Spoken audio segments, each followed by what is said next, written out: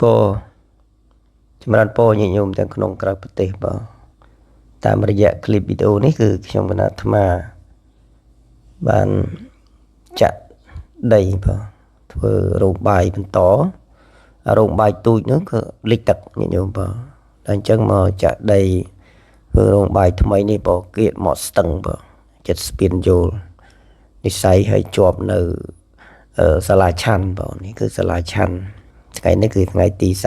30 ខែមិថុនាឆ្នាំ2026បងចិត្តដាច់ខែ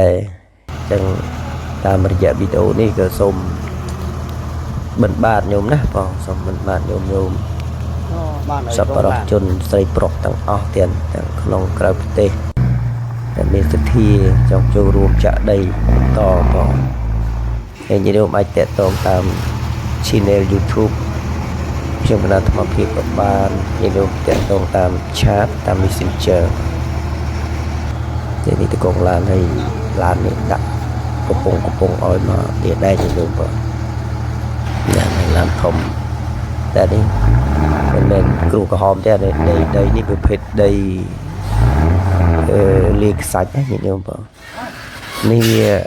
អត់ស្រទទេដោយសារវាខ្សាច់ច្រើនខ្សាច់ច្រើនជាដីជីកនៅស្រុកកវលយើងតែថ្ងៃនេះគឺចាក់មក6ឡានអត់ពេញទេយើងហើយ10ឡានជាងអត់ពេញកន្លែងឲ្យខ្ពស់ពុតទឹកហើយនឹងរៀបđặtឆ្វែជុំវិញដើម្បីទុកមកវាស្រត់វាអីយ៉ាងណានេះទៅ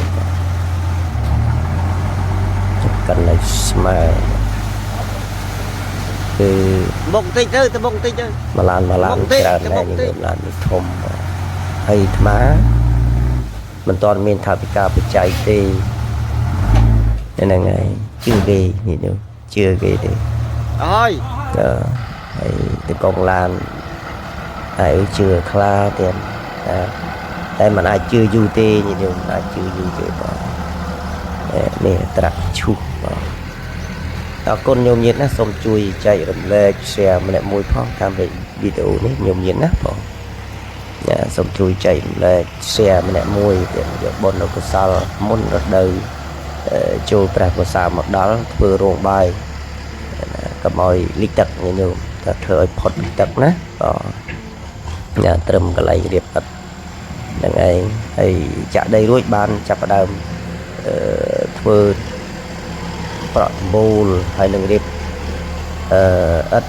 នឹងតាមតសនឹងឡើងលើទៀតបងហើយតសដៃតែចាក់គ្រូពីខាងក្នុងទៀតណាញោមហើយរៀបឥតណាតសនៅខ្វះ9ដើមទៀតបងទាំងអស់10ដើមទៀតក្នុងមួយដើម40,000 រៀលស្មើនឹង$100ហើយមានឆ្លាក់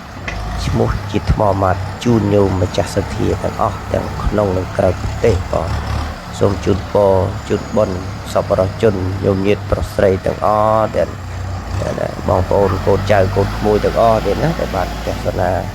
តាមវីដេអូនេះហើយសូមជួយចែករំលែកសូមជូនបុណ្យសូមឲ្យមានសុខភាពល្អអាយុវែង